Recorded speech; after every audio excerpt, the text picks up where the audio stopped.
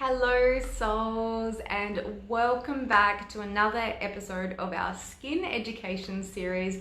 This is episode number 39, and we will be talking all about skin conditions related to secretions. So that includes impaired lymphatic system, an impaired enzyme functioning, essential fatty acid deficiency, impaired barrier function, and acne vulgaris. I promise I will be delving into exactly what these are so you can actually understand what these conditions are and relate it back to your skin, because these are conditions I personally talk about here in clinic with my clients. So I'm going to be diving deep into those and really just talking to you about what the different types of skin components are. So we have secretions, vascular, conditions relating to secretions, color, and where's my mental blank happening? Where are we? Relating to color and texture, of course. Had a little mental blank there. I have my notes, which is fantastic. So there's three types of skin conditions or skin condition categories, and today we'll be talking about secretions, which is a really great section to be starting off with, because our skin essentially does produce secretions. So before I get into the topics today, I'd like to just say hi, welcome back if you're new. If you didn't know me already, my name is Kathleen and I'm the owner and lead skin therapist here at Soul Awakened Skin Therapies, and I do these episodes every single week so I can teach you about your skin so you can understand what's going on with it, you can make more informed, educated decisions, and just understand your skin, because it's not just as simple as using skincare products and having nice skin. It's so much more complex than that, but we don't need to make it complex, we want to make it simple. So that's what this whole series is about. But let's just get into it. It might sound really weird, conditions relating to secretions, but again, we break down skin conditions into three main categories, just so I can repeat it now. It is texture, color, and secretions. So I just mentioned before the different conditions relating to secretions, and I want to break them down for you so you can understand. Just to let you know, for all of the clients that do see me here at Soul Awakened Skin Therapies for an initial skin consultation, we do sit down for about 45 minutes and really discuss your skin. And in that session, I look at your skin, I do a really good cleanse, and I tell you about the conditions on your skin. And then what I do then is send you a skin report. So in that skin report, I actually talk about these exact conditions I'm about to talk about today. So this will give you a bit more of an understanding into what they are. So yeah, that's basically the backstory. So if you aren't a client and you wanted to know if you had these conditions, you can just book an appointment and I can tell you a little bit more about them and help you to distinguish whether you have them or not, because it does take a trained eye to understand what is going on in the skin and how to recognize these conditions. I have to say, it did take me some time to really understand them. So without further ado, let's get into the first one. I do have my notes here because we do go into the details a little bit here today, and I don't want to inform you incorrectly. So essentially, the first section is impaired lymphatic system. Now, this is a pretty big topic, and your lymphatic system, just to be really quick about it, does affect your skin.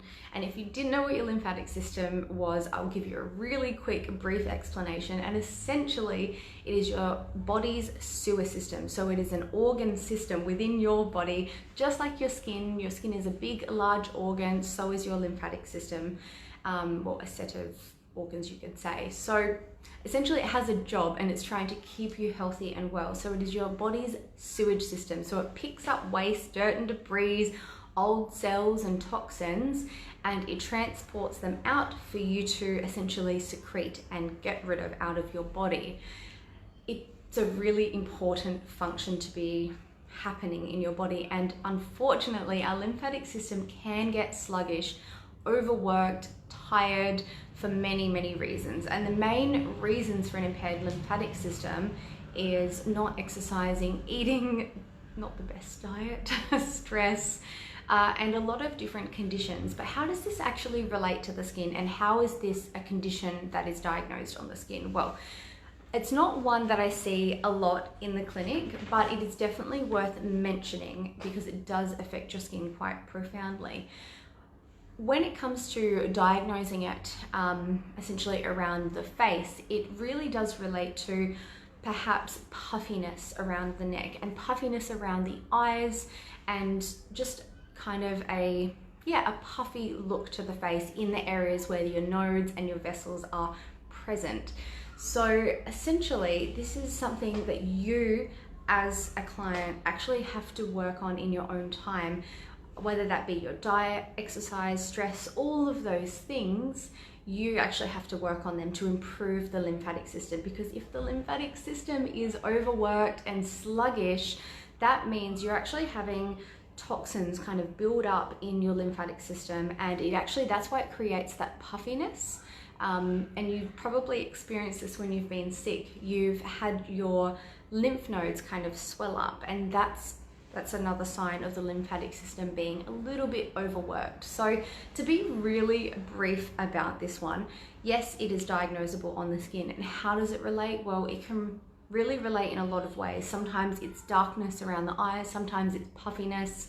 And essentially, I can help in your treatments because I do manual lymphatic drainage, so I can actually manually help to drain it, but it is an ongoing practice. And I promise you, if you do look after yourself and you have a healthy diet and you're exercising and all of those things, you don't really need to worry about your lymphatic system, unless you have potentially had some sort of injury or surgery. And the reason why I mention this is because the lymphatic system is essentially all these little vessels and nodes connecting. And what I have seen, even for young women, would you believe, but it generally is more of the older population, you can have essentially like a blockage. So maybe one that I've seen before is someone had a rounded shoulder. So a rounded shoulder is when your shoulders go forward. Your shoulders are meant to be back here, but they're forward. And what this does, it actually compresses these lymphatic systems, the lymphatic vessels, compresses the lymphatic vessels, and it basically stops that free flow from happening. So I've seen this before, and I've seen puffiness in the arm. That's just one example for you, and that happened to a younger lady. But generally this does happen for more older women and those that are a little bit more sedentary. But essentially this is puffiness in the face, and it's something I can diagnose and absolutely help you with and give you the tools to work on it yourself. Number 2 on my list is impaired enzyme functioning. Now this is, oh goodness, a bit of a complex one, and I'm going to break it down really, really simply for you. Just bringing up my notes real quickly. Thank you for the love hearts. Here we are. There it is. Beautiful. So essentially impaired enzyme functioning in the skin is generally related to low humidity levels. So it's basically present in your skin when there's less water present in your skin, because we actually have these enzymes that function in our skin, and they help to make sure that the skin, it's one of the components that helps to make sure that the skin is functioning correctly and the texture is good and everything is kind of compacted nice and neatly together. So this is related to the secretions, so the secretion of water in your skin. We've got to keep that water in your skin. And when we're in low humidity levels, so Adelaide, we unfortunately can so easily have this impaired enzyme functioning in your skin. So the real way to really essentially combat this is to make sure your skin is functioning in a healthy way and we're keeping that water in your skin. It really is that simple, and it is such an easy one to rectify if we continuously make that consistent effort on the skin.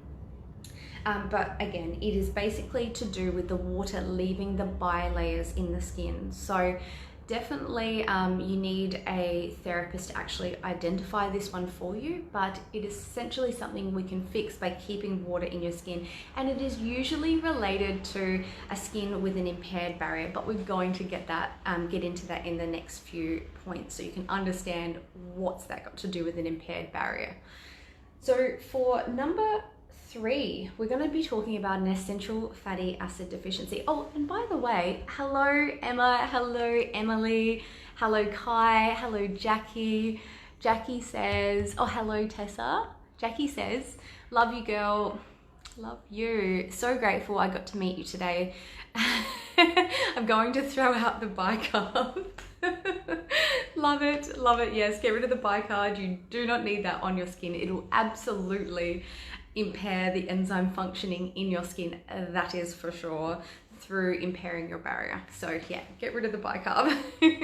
Thank you for coming in. I digress, guys. So essential fatty acid deficiency.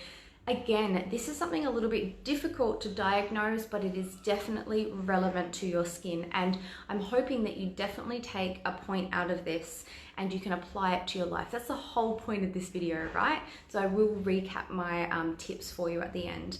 But essentially, fatty acids are your omegas. You've probably heard of them before. Most people know about omegas through fish intake, nuts and seeds, and all your healthy fats, right?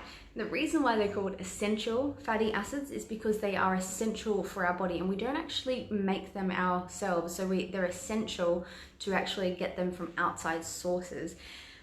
And unfortunately, many of us are actually really deficient in essential fatty acids. I see it all the time, and I do analyze all of my clients' diet, and I say to them, you know, are you eating this food, and this food? So your nuts and seeds, your fish, your algae type foods, avocado, eggs. There's a lot in this category, but if you're not ticking many of those boxes, you more than likely are essential fatty acid deficiency. And why the heck is this important? Well, essentially, I'm gonna say essentially a lot in this video tonight, but basically, if you're not getting enough of these omegas, we'll call them omegas now. If you're not getting enough omegas, your membranes of your cells are not going to be strong, and you're not going to essentially produce a strong barrier. So I can see this in a skin through several different diagnostic appearances on the skin, and I will definitely always recommend you to do the homework, because this isn't something that I can actually fix for you. It's something that you have to do, and this is why a lot of my clients that see me and go through a skin transformation journey, this is why I do recommend for them to go speak with their doctor, naturopath or nutritionist, and then consider taking an omega supplement. And honestly, for the clients that do take these omega supplements versus those who don't, we absolutely see better results for those who are taking the omega supplements. Honestly, it is very, very powerful. So if you are not undergoing a skin transformation journey thus far, all you need to do, if you haven't come to see me yet and you're unsure about your skin, just start taking some omega supplements. Obviously, speak to your doctor first. I can't prescribe these types of nutritional supplements, but you can go to your pharmacy or your doctor and speak about it there, and it will improve your skin, especially if you're already low and you're not consuming enough. Just jump on the internet and search up what your daily requirements are and see if you tick any of the boxes. Honestly, most of us aren't consuming enough essential fatty acids / omegas.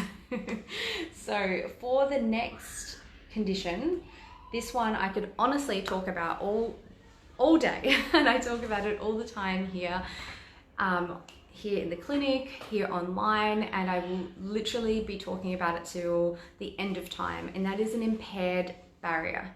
Now, to understand what your barrier is, I mentioned it just before when we were talking about impaired enzyme functioning, because it is related to an impaired barrier. Now, how does this all relate to your skin and what you can do?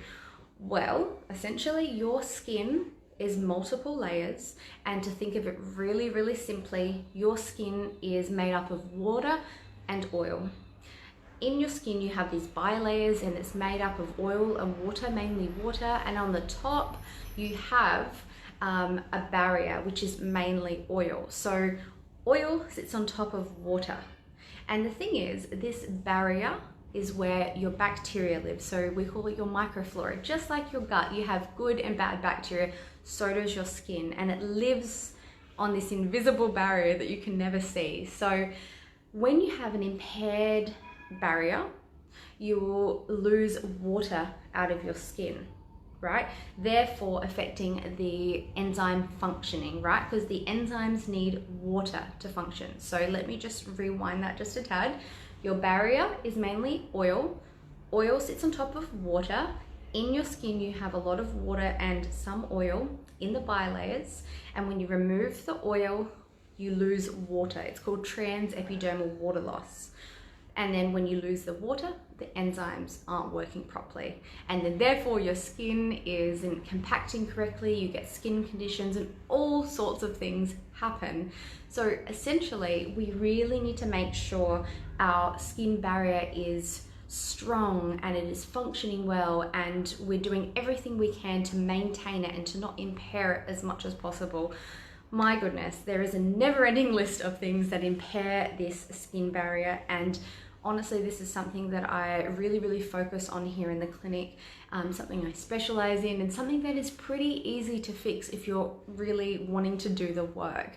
But essentially, if you are at home and you're not undergoing a skin transformation journey, that is okay. I want to give you some tips as well. So how to not impair your skin barrier? Well, don't over exfoliate. Make sure you're gently cleansing your skin. So if you're cleansing your skin and you're feeling like a tight, taut feeling, it's like very dry afterwards, I'm sure you know the feeling if you've ever used, don't mean to shame brands here at all, and that's not what I'm about, but you know, the Clean and Clear brand, it's a very common brand that you can buy at Woolworths. It's a very stripping cleanser, well, from my memory anyhow. You know, the one, the pump bottle one? I remember using it when I was younger and I had a couple of pimples. I was like, oh, we got to get that because it's made for acne and pimples, and my goodness, it was so drying on the skin.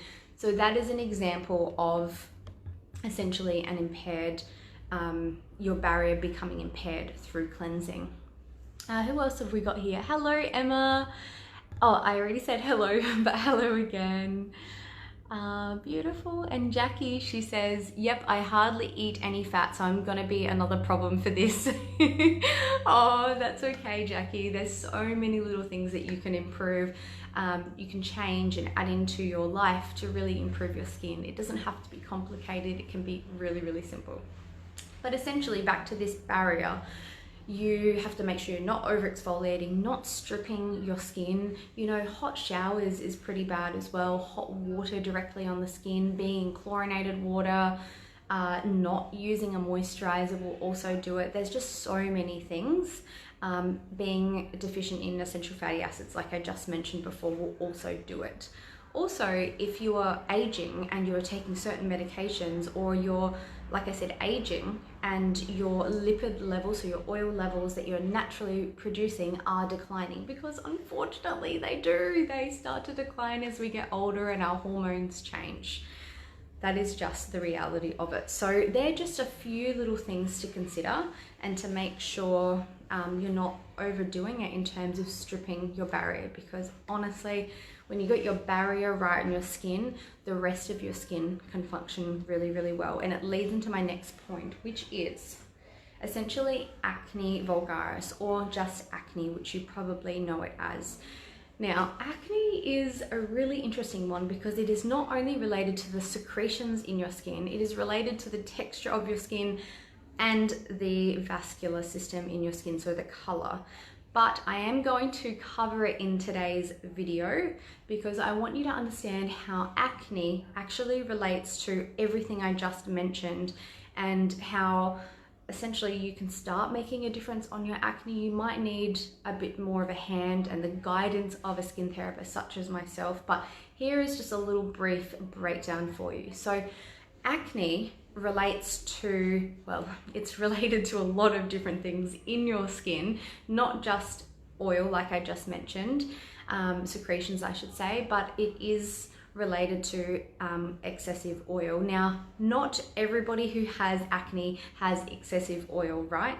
But when you have excessive oil in the skin, this is kind of a precursor for acne, because what happens with acne, we all know there's a whole heap of pimples and inflammation, and it hurts and it feels rough and textured and it isn't nice at all.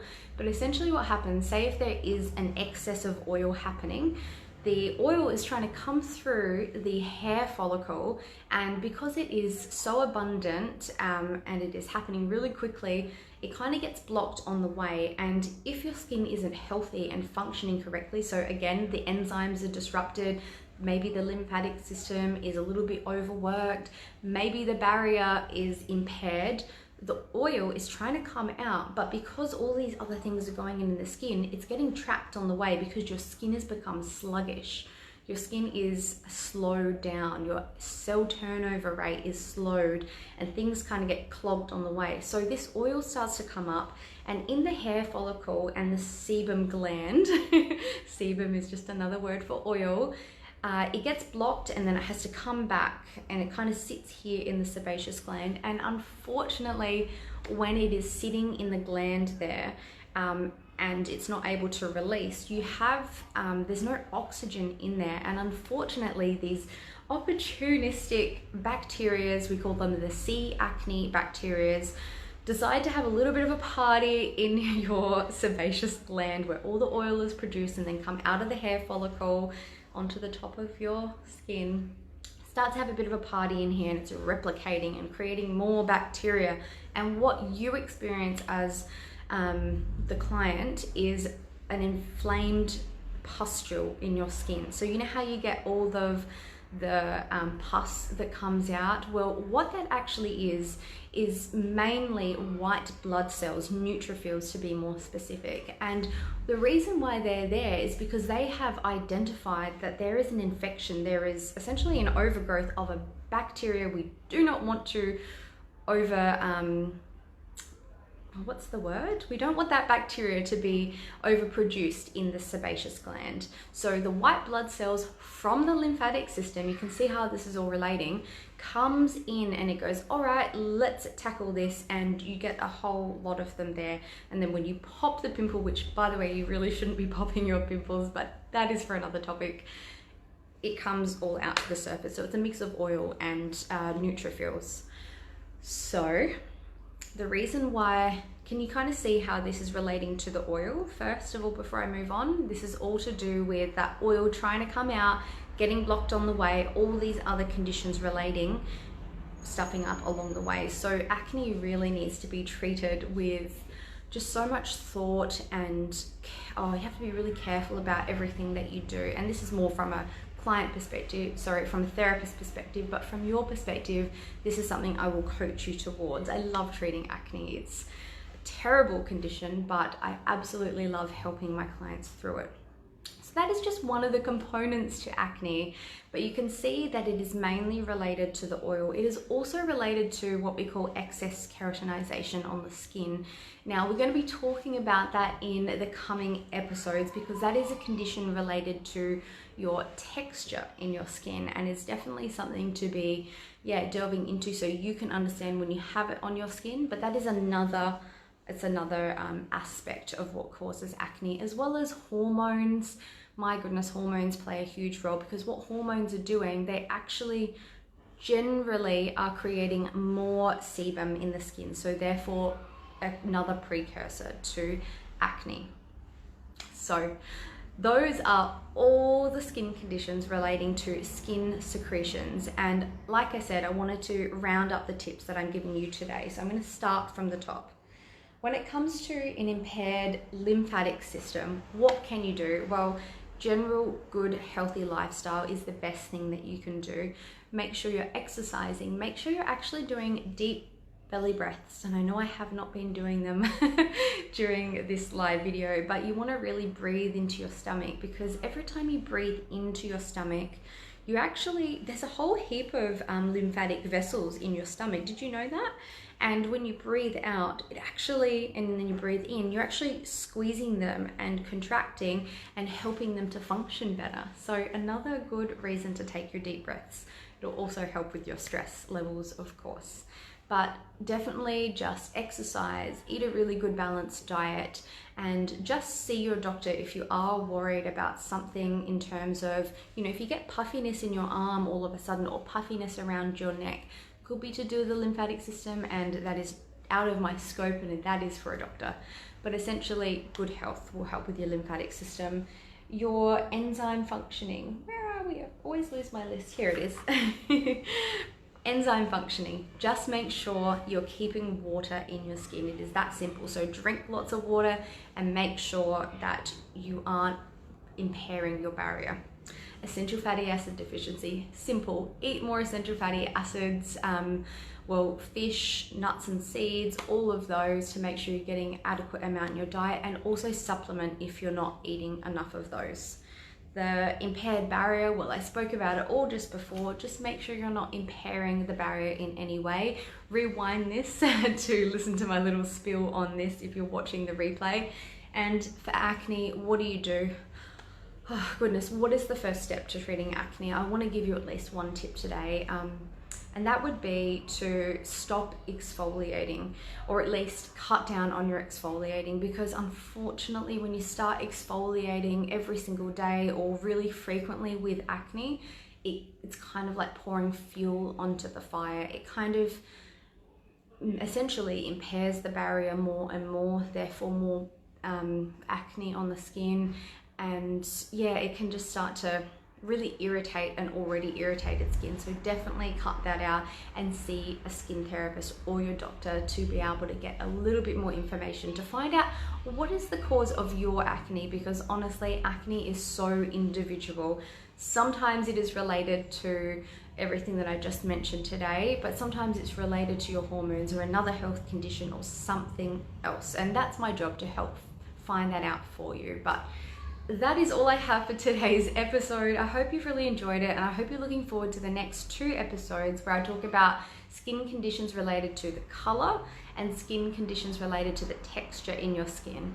I have to say today was probably the most complex, and I hope you've really enjoyed it and taken away some good tips. And I hope it's been a little bit of food for thought in terms of looking at the skin differently, because it's not just whether we have bumps and dryness and oiliness.